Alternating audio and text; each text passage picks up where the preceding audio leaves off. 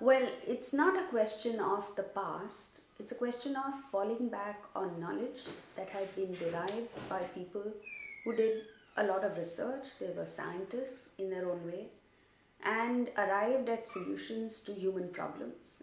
And these solutions are valid, applicable to all human beings all over the world at all periods of time. So therefore, these are eternal, timeless principles of life and living.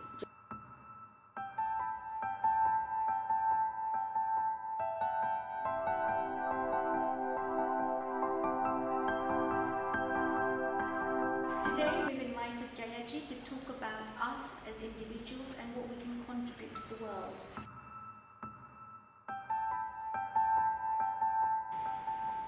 Is inspiration a luxury that a few of us can afford? Or is it a necessity? What do you think? Necessity. Because if you're not inspired, you'll be totally depressed, have no energy to even get out of bed, and wouldn't be able to tap into the tremendous potential.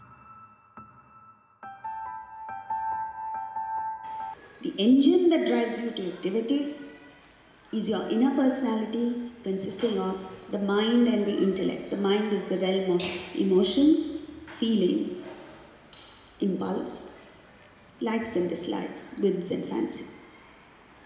The mind has no sense of direction. It's colloquially referred to as the heart. All of us, see, when someone is uncaring, you say, come on, have a heart.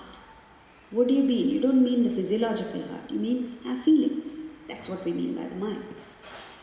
And when you have a complex problem and you can't find a solution, you say, I don't know what's wrong with me today. My head is not working. What you mean is your intellect.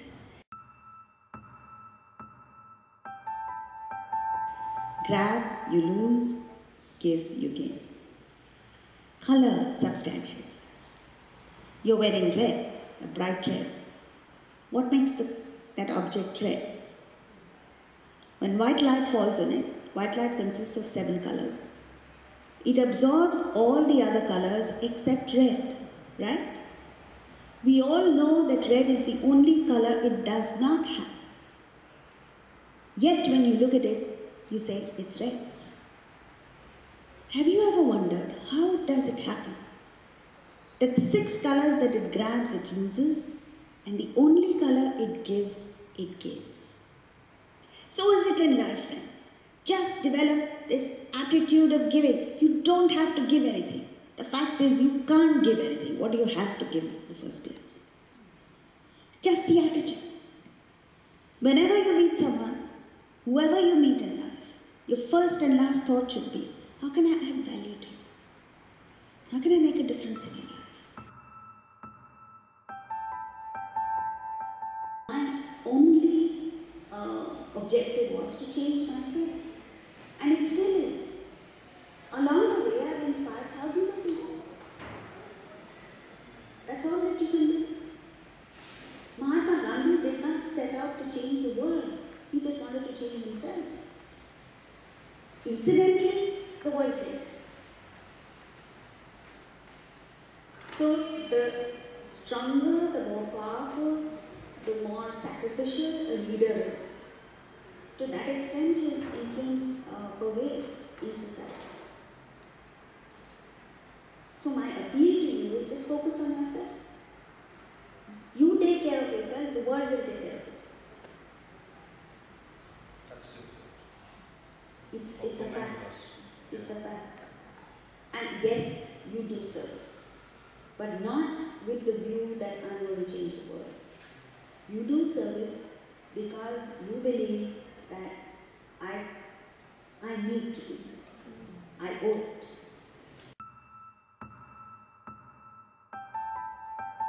Adults, I think as adults we get so contaminated with competition, greed, I must do this, the other. So I sometimes feel that adults are more in need of this kind of inspirational talk to remind us of what we're capable of doing, and we become very complacent, so everything becomes a challenge or a difficulty, whereas a child doesn't see those dangers or challenges, they just do. So perhaps we are the hungry ones, we are the ones that need to be, you know. Yes, but you see, by the time you inspire adults and they act, we will have lost a whole generation. I know, but we So, one second, we do both. Therefore, we do both. We speak to adults and we do children's programs. because Essentially, most of us are obsessed with just I, me, myself. So we all believe that I am the center of the universe and that no one else really exists. We don't care. The first thing is about expanding our circle of love, of affection, of consideration to include more people. First, the immediate family, the larger family, community, environment, world, all beings, as far out as you can go. And to the extent we have this inclusive vision of life, to that extent we will benefit the world and, most importantly, ourselves. We grow into towering personalities. So it's extremely important that we move away from this concept of self-obsession and include the whole world in our consideration, in our actions, in our ideals.